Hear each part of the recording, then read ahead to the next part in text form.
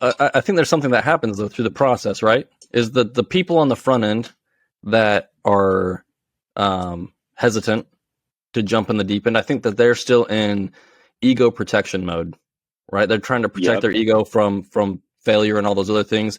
Where the students that you were seeing, they've been broken down and they're no longer protecting their ego, they're testing it, and they've gotten a little taste of that growth and that build mindset, as opposed to just trying to protect all this stuff. And like, yeah, it hurts the first time that you crack yourself open, you're exposed to all those things and you realize what you are and what you are not.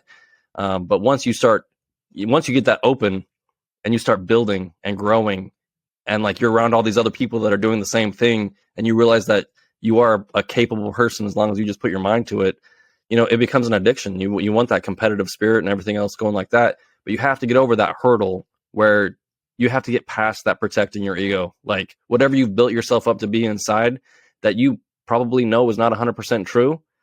Like you just gotta show up, get smacked in the face, and get real honest with yourself, and then move forward. And I promise you, once you get over that wall, that's where we see the magic happen. Peaches thinks I'm retarded. No. I'm just stewing on that for a few minutes. Just I love it. Go for it. You look like you're going to say something here. I always look like I'm going to say something because I'm always just trying to talk.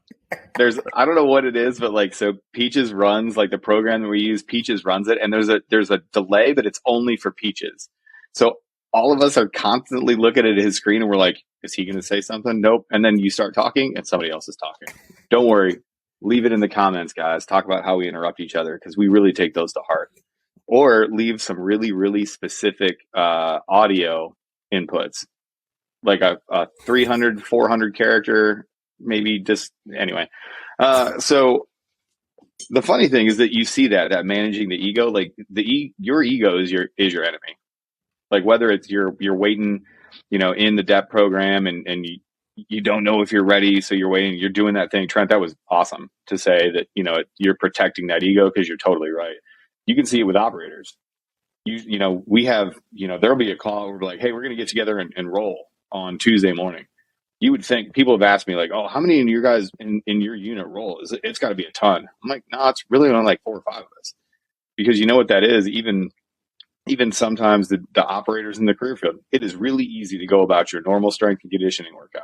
It's really simple to do that. You throw on some heavy music, you walk around, you get a sick pump with your bros, you get a shower and you go to work. That's easy. You know, it's hard looking stupid because you don't know how to do something. Like nobody looks good the first time that they're on a jiu-jitsu mat, right? Like you don't know what to do with your body. You're going the wrong way. You're constantly doing the wrong thing.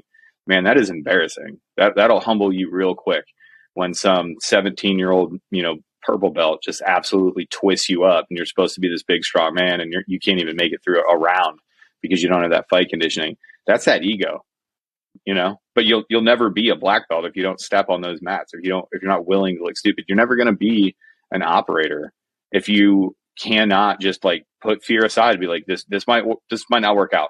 We just got to go. We got to go try it. I've got a 90% plan. I know what I'm doing. I got to go. I'm meeting the requirement. I want to go try this thing out. Right. And it is a lot of ego protection. It is a lot of, your own insecurities that are running around in your head that no one else sees, by the way, but you think they're the biggest thing in the world. You're running. You're like, God, everybody must think I'm the worst runner. I assure you, nobody is thinking about your running at all. Nobody. As long as your time is ready to go, nobody is thinking about you.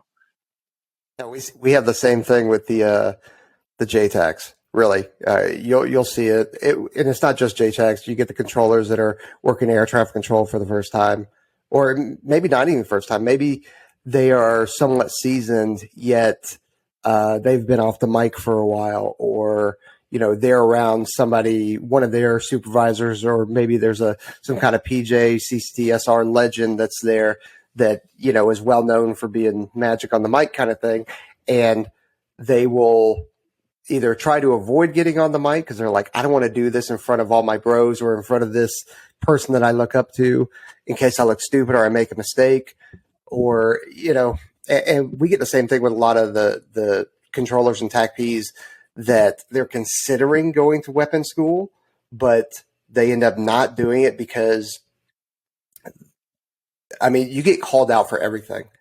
Like coming to this school is actually one of the things that helped me become okay with getting called out on stuff, because they will go into every single little detail of what you said, where you've got your kit, how you planned with the aircraft and everything like that. And they're going to tear it apart.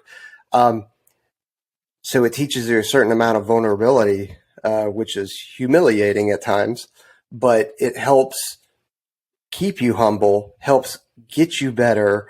And then in the long run, you are a much better JTAC controller, PJ, SR, and person, because you're able to know your limitations, recognize them, build from them, and so on. And so it's not just the folks that are coming in that are feeling that kind of trepidation. It's guys that are already established as well.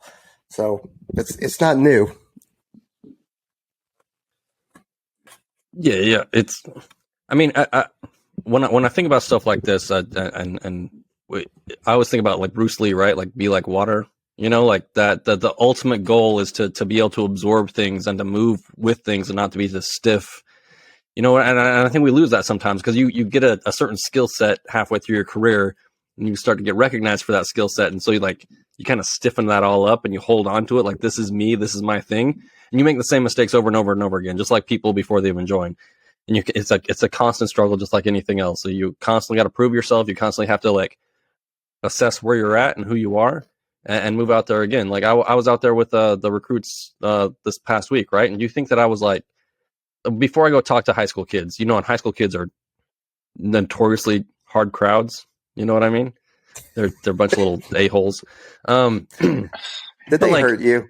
Yeah, who hurt you, Trent? Why are you but give me a name? I'm coming down to Texas. Nobody talks to my Trenton this way. No, it's me though. The problem is me. Like I show up and I'm like, in my head before I start doing anything, I'm like, why would these kids even listen to me? Like, who am I?